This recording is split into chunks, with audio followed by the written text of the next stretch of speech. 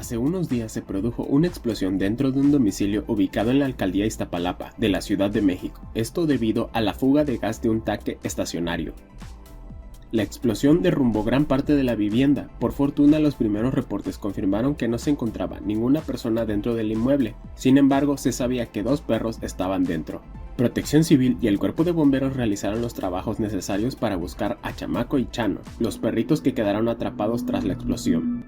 Por fortuna, y después de un par de horas, ambos fueron liberados y recibieron atención médica. Para el Diario de Minatitlán, Jonathan Treyes.